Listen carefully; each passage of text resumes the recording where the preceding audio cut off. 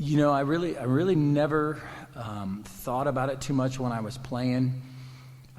I was always kind of had blinders on and was always looking forward my entire career. Like, what can I do to be better? What can I do to help the team? How can we get our team to the next level? Or how can we maintain a championship type of caliber in the locker room? So, maybe after a couple of the game-winning Super Bowls, you start hearing people talk about it like, hey, you've done some great things. And, you meet a guy like Chris Berman who says, man, you're going to get in, and then I guess in the back of your mind, you hope that that's maybe a possibility later on. But,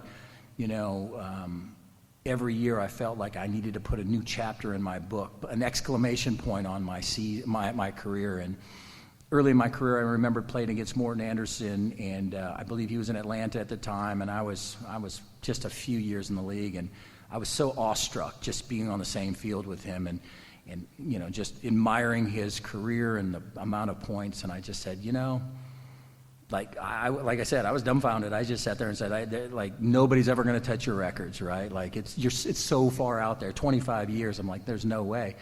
And then, obviously leaving New England after 10 seasons and going to the Colts, I just kept putting years together, stacking years, and I was so very fortunate to play on two amazing organizations with, like you said, Hall of Fame caliber guys, right? I mean, when it's all done and said, both of the organizations are going to have lots of guys that have gold jackets. So in my mind, it was just such a blessing. And once we finally got toward the end of the career, and I was looking at it going, hey, Morton's record's out there, and it's a few years away if I can stay healthy. That became, you're always wanting to win championships. You're always wanting to host the Lombardi Trophy. But at that point, I was like, maybe I can catch him. And at that point, I think that maybe was the one time once we were in Oakland and I kicked that chip shot field goal and surpassed his all-time leading scorer record. At that point, I thought there was a real good chance, but I never took it for granted. I never thought that it was a sure thing. There's so many great players. Every year they make the list of the guys that are nominated for the Hall of Fame, and I'm dumbfounded on how they can figure out how you can whittle it down to 4, 5, 6 guys. Because there's so many guys that are worthy of that. So.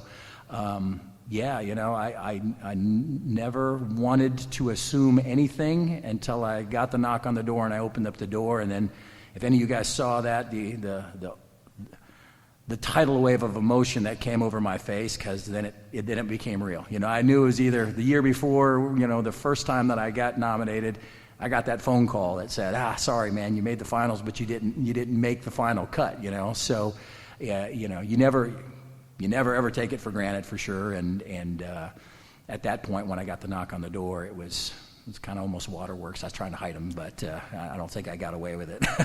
You mentioned New England, and it's not unusual for a player to leave one team for another. But at that moment in time, what the Patriots and Colts were to each other as rivals, could you just talk us through a little bit about how that transpired? And obviously, it worked out very well for you. You go get another Super Bowl. Yeah. All the respect in the world for the New England Patriots. I loved playing there. I loved being a teammate there. We had world-class athletes, and when you win a bunch of Super Bowls, it's a lot of fun. But I played 10 years there and never saw free agency, and I was fine with that, right? But at that point, I knew I was still young enough to play a long time, and I thought I put enough together that I was hoping that they wanted to keep me around for a long time, and the contract was not really there, and the Colts did everything right. I mean, Bill Polian, who was putting my gold jacket on me on Friday night, he said, we want you here, and we'll do whatever it takes to get you here, and it was a huge honor, and I had all the respect in the world for the Indianapolis Colts. I mean, they were the toughest team that we always faced at the end of the playoffs, and it was either them or us going to the Super Bowl. When I say us, I was still in New England at the time, obviously. And so I knew they were a great team. I knew what Peyton and Marv and Reg and Dwight and they just had so many studs on their team. So when he called, I was like, I wouldn't want to leave a great organization and just go anywhere. It had to be the right place, and it was the right place. I have absolutely no regrets. It's a wonderful 14 years that I played there. Couldn't have asked for anything more, and it was truly magical getting there and winning the Super Bowl the first year that I was there. Helping be a small part in getting over the hurdle and hosting the Lombardi Trophy. That was amazing. Adam, congratulations. Dave Bordeaux with South Dakota News Media Association. All right. Hey, you had a terrific career at South Dakota State University playing for the Jackrabbits as both a place kicker and a punter, but you had some challenges along the way as well when you were in college. Can you talk about when you're finishing college, coming out of college, how was it that you had that dream to get to the NFL? Can you talk about that a little bit? Yeah, sure. Obviously, all of us progress in a certain way. I was a solid punter and kicker, but I wasn't. I needed a little work still. I mean, I think that's the major thing that some of the young kids, high school kids or college kids, and I always tell them, I'm like, listen, my skill level developed not only through high school and college, but even in the National Football League. I became more consistent. Probably mentally I became better as we went along, and I was fortunate enough when I was there, a gentleman by the name of Adam Timmerman was getting drafted by the Green Bay Packers, so we had a lot of scouts there, and they always were checking him out. I mean, that's why they were there, but they were talking to me a little bit, so I got a little extra love, I guess, at that point. And obviously, I did not get drafted, but I did talk to a handful of teams, and I knew I was maybe being naive. I thought I was closer than maybe I was. But I moved to Virginia. Well, let me back up a second. Brian Hansen, who was the punter for the New York Jets at the time, was a South Dakota guy as well, and I met up with him. We worked out. He introduced me to a kicking coach by the name of Doug Blevins, who was a handicapped gentleman in a wheelchair and lived in Abingdon, Virginia.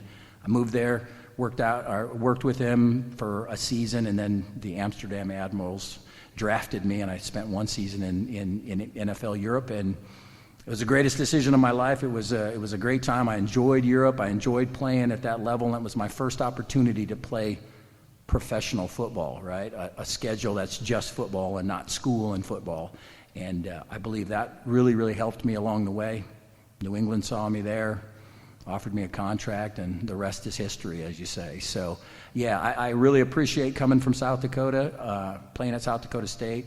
I appreciate the struggle that I had to get there. I think I can appreciate, not to say that the superstar guys that came right out of college, the number one draft choices didn't have a struggle, but I think my journey was a little different than some, but I think that's what made it so much more rewarding and so much more fulfilling to me.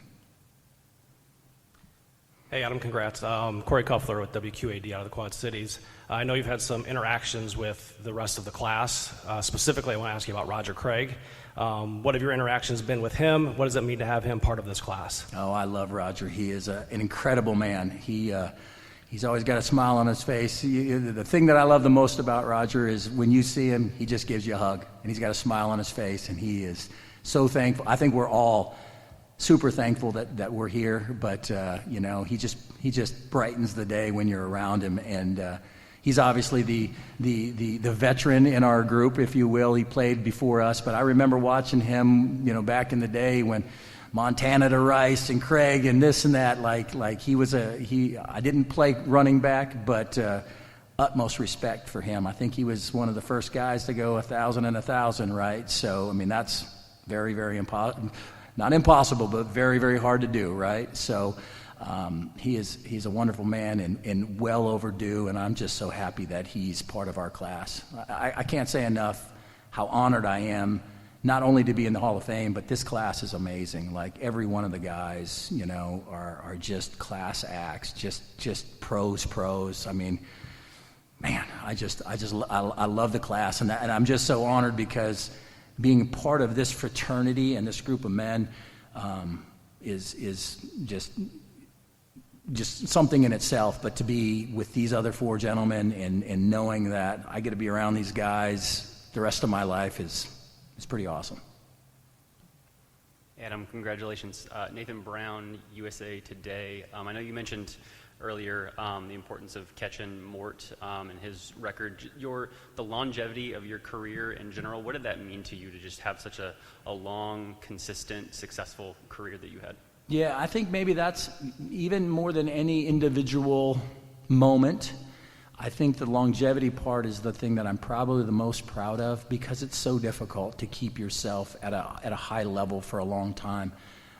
If you play football, it's not a matter of if, it's a matter of when and how often you're going to have an injury or you're going to have to go through stuff. And I was blessed to have some very, very important people in my life that helped me stay healthy, that guided me in the right way. And I think I met some people early in my career that taught me to take care of your body, eat right, sleep, all the little things. And this is the things that I tell my high school kids when I'm coaching them. I'm like, optimize yourself the best possible, because 1%, one little thing could turn out to be a big thing later on.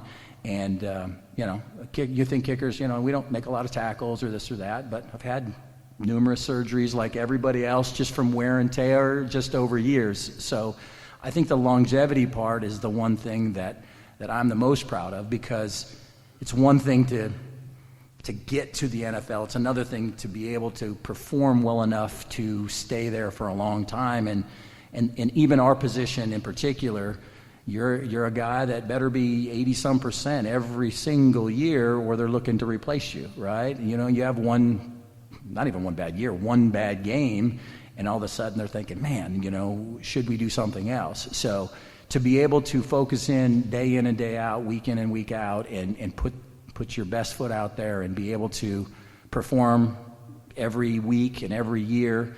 And I think for me, one of my things that I always try to do is at the end of the season, I would look back on my season, I'd critique, like, what can I do better? How can I be the best player possible to help my team win games? And that's really what I strive to do. And I think the older you get, it's one thing, when you're in your 20s, it's pretty easy to keep your body fat down and your weight where you need to be, and it's easy to lift and do all that to keep your body going. But when you hit 40 plus years old, it becomes much more difficult, and so it becomes much more work to stay at that level. So I think that's the thing that I'm really, really proud of, just to be able to maintain that. And although my last season I was dealing with a few injuries and stuff, and it wasn't statistically my best year, but some of my best years were toward the end of my career, and I'm pretty proud of that, to be honest with you.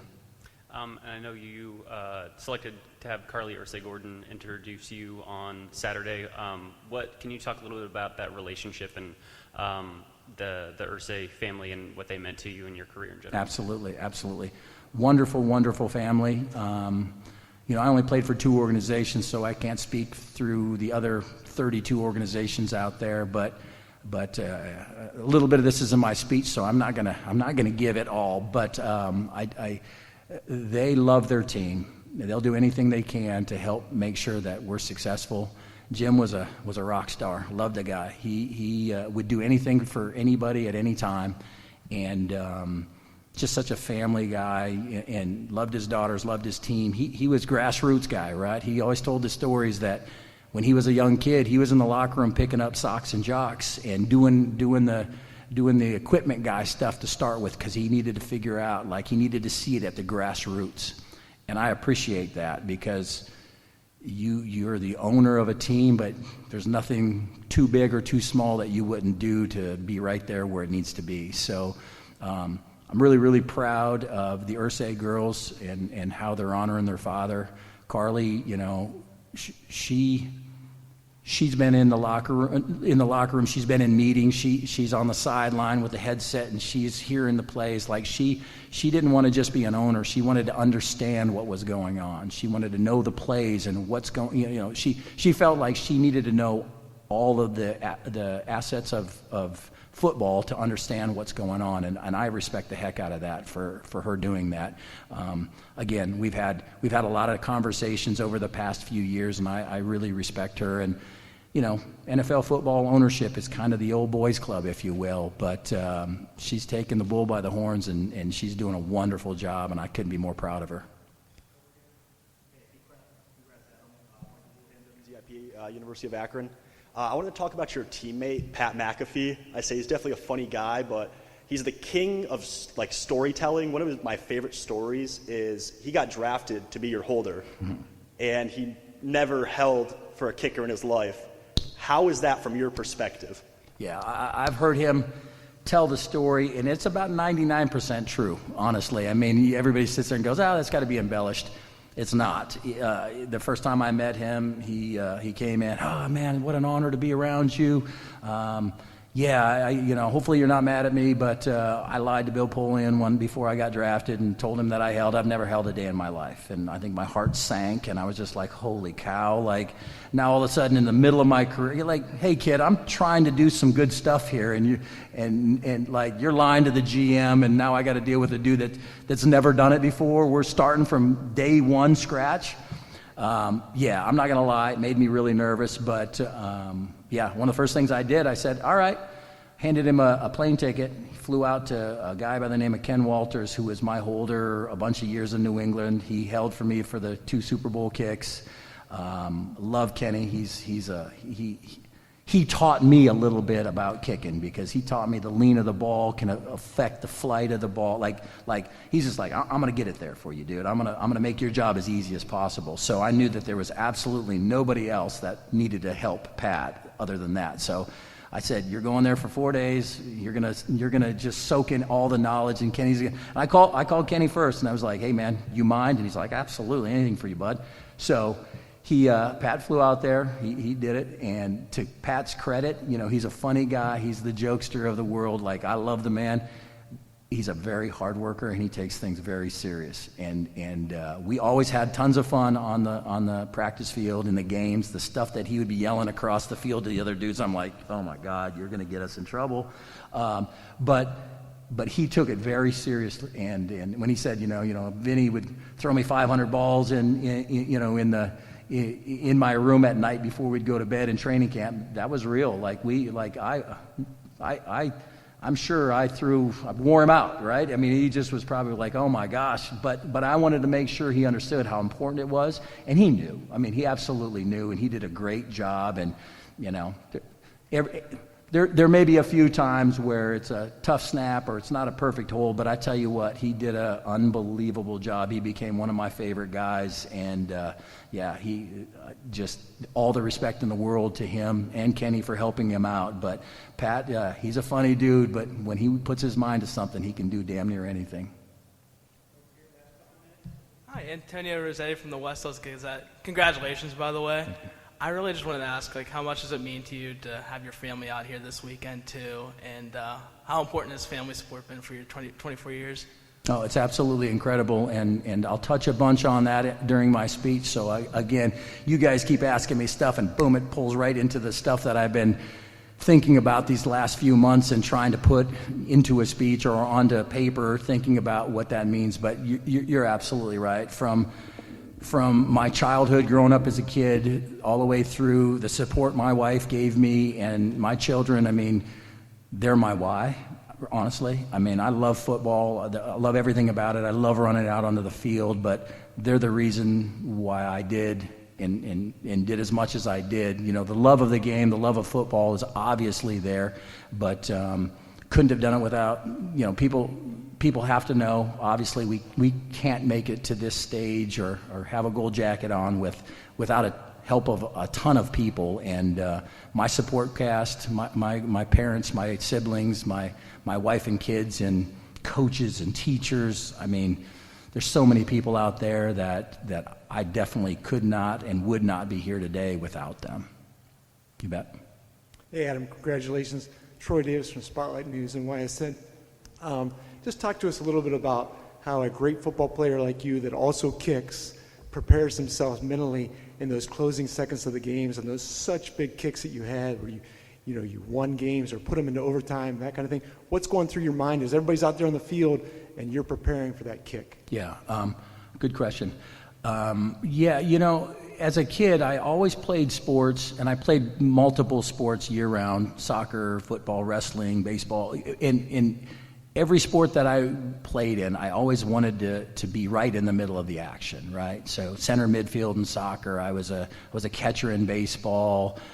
played quarterback also in football because I wanted the game to come down to if I knew I was going to work hard, and I trusted the fact that I hoped that the game was going to be dictated on my play, because it was one of those things I've heard Kobe Bryant talk about. He's like, I trust me because I know what effort and what I've done to get to the point that I'm at. So in my mind, I just always wanted to be around the ball, or to be one of the reasons that we were successful, or maybe that we lost because I didn't play well enough, but I knew that I would put the effort in. So I guess to answer your question, what I enjoyed pressure, I guess. Jeff Saturday was one of my teammates in training camp. He always said, man, I wish I was a kicker, except for on Sundays, because he didn't want that, right? And I guess so you have to kind of embrace that as this position. You have to say, I know that there's going to be numerous games that are going to come down to my foot, win or lose, and I didn't make them all. I made most of them, but I didn't make them all, obviously. But, that's one of the things that you couldn't shy away from. People used to love to ask me, hey, would you rather have a game-winning kick? And I'm just like, no, I'd rather win by 35 points. Fourth quarter, I'm waving to my family in the crowd, drinking Gatorade. There's no stress, right? But on the retrospect, if it's coming down to a game-winning kick, I absolutely wanted it to be me rather than I'm sitting on the sideline hoping that the other kicker misses, because I have no control in that, right? So I just always felt like if you could zone in and block out all of the noise, and just like I tell kids that are kickers, I said, just rely on your little 3-yard box, right? You can't block for the guys up front. You can't snap the ball. The only thing that you can do is when the ball gets snapped and the ball gets placed, you can control your little window. It doesn't matter who's yelling, what the game means, what's on the line. And for me, that helped kind of calm my mind a little bit, And then it really always just came down to the process, right? Trust your process, right? Super Bowl kick in Super Bowl 31, 48-yarder against the Rams. I knew when I got out onto the field, I'm like, you've kicked this kick 10,000 times in the past, right? Nothing changes other than the pressure that you put onto yourself. Rely on your technique and trust your process.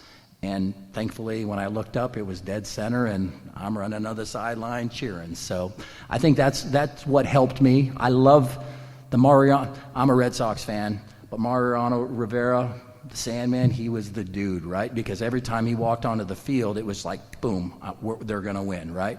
Michael Jordan didn't make every shot, but he wanted it, and most of the time he made it. So by no means am I comparing myself to those greats, but I just loved people who didn't shy away from the pressure. They're like, I wanted the game to come down to me because I'm going to win this sucker.